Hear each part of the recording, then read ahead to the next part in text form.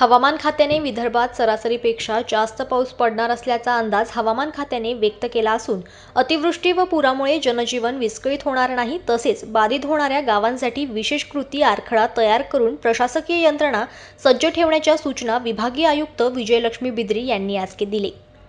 जिल्हा व तालुका स्तरावर महसूल, जलसंपदा, आरोग्य तसेच सार्वजनिक बांधकाम विभागाने नियंत्रण कक्ष तयार करून तात्काळ मदतीसाठी आवश्यक मनुष्यबळ व यंत्रणा सज्ज ठेवावी तसेच विविध विभागांमध्ये समन्वय ठेवून मदत कार्यांसाठी नियोजन करावे असे निर्देशही यावेळी श्रीमती बिद्री यांनी दिले।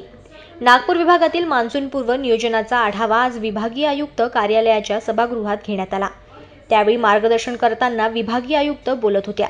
यावेळी जिल्हाधिकारी डॉक्टर विपिन इटनकर, मुख्य कार्यकारी अधिकारी सौम्या शर्मा, जिल्हा पोलीस अधीक्षक हर्ष पोद्दार, विभागातील सर्व जिल्हाधिकारी, मुख्य कार्यकारी अधिकारी, जिल्हा पोलीस अधीक्षक, आरोग्य, जलसंपदा, सार्वजनिक बांधकाम, रेल्वे, वायुसेना, आर्मी, भारतीय हवामान खाते, NDRF, SDRF, पोलीस, स्थानिक स्वराज्य संस्था आदी विभागाचे वरिष्ठ अधिकारी उपस्थित होते। ब्युरो रिपोर्ट, जनमत लाईव्ह न्यूज, नागपूर।